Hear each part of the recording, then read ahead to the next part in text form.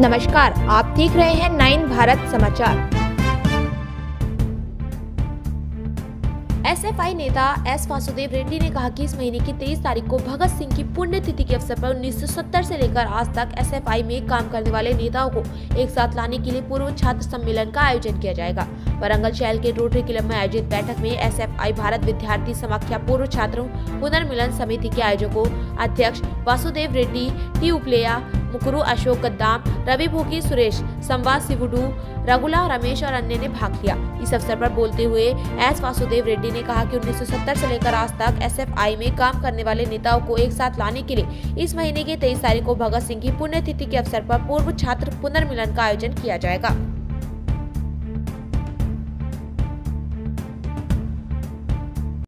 ఒక చోటికి చేర్చాల్సినటువంటి తరుణం ఈరోజు ఆసన్నమైంది. ఎందుకంటే ఒకనాడు బ్రిటిష్ స్వాతంత్ర్యం కాలంలో మెకాలే విద్యా విధానం ఉండేది. దాని స్థానంలో స్వాతంత్రం వచ్చిన తర్వాత దేశంలో ఒక శాస్త్రీయమైనటువంటి విద్యా విధానం, మాతృభాషలో విద్యా బోధన, అదే రకంగా ఉపాధి అవకాశాలు పెంచేటువంటి రీతిలో చదువు ఉండాలనేది ఎస్ఎఫ్ఐ ఆనాడు ఆ లక్ష్యాలతో ఏర్పడ్డది. అదే రకంగా అందరికీ సమాన అవకాశాలు సమాన హక్కులు ఉండేటువంటి రీతిలో కూడా విద్యా విధానం ఉండాలని ఎస్ఎఫ్ఐ కోరుకున్నది. కానీ ఈ రోజుకి వచ్చేసరికి మారిన రాజకీయ వాతావరణంలో ఇవాళ సాధించుకున్నటువంటి హక్కులు కూడా మాతృభాషలో విద్యా బోధన కూడా ఈరోజు కాలరాచేటువంటి పరిస్థితులు వస్తూ ఉన్నాయి. విద్యను ఈరోజు కేంద్ర ప్రభుత్వం తన చేతుల్లోకి తీసుకొని ఆ రకంగా ఈరోజు మాతృభాషలో చదువుకునేటువంటి అవకాశం లేనటువంటి ఒక పరిస్థితిని కల్పించేటువంటి పరిస్థితి వస్తూ ఉన్నది.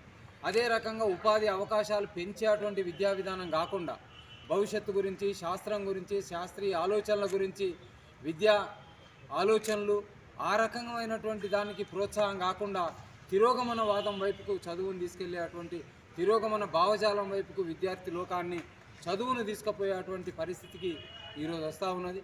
ఇట్లాంటి తరుణంలో మరొకసారి ఎస్ఎఫ్ఐలో ఈ 55 సంవత్సరాల పాటు పనిచేసినటువంటి మా సహచరులు, మా మిత్రులు, మా పోరాట యోధులు వీళ్ళందరినీ మరొకసారి కలుసుకొని భవిష్యత్తులో మనం ఏమి చేయగలం, ఇప్పుడున్నటువంటి ప్రస్తుత పరిస్థితులలో ఏ రకంగా ఈ విద్యా వ్యవస్థను కాపాడుకోగలం, ఏ రకంగా మనం మన ఆలోచనలకు అనుగుణంగా సమాజాన్ని ప్రభావితం చేయగలం, ఇవన్నీ కూడా ఆ రకంగా మా అనుభవాలు, ఆలోచనలు పంచుకోవడం కోసం ఈ ఆత్మీయ సమ్మేళనాన్ని ఏర్పాటు చేస్తూ ఉన్నాం.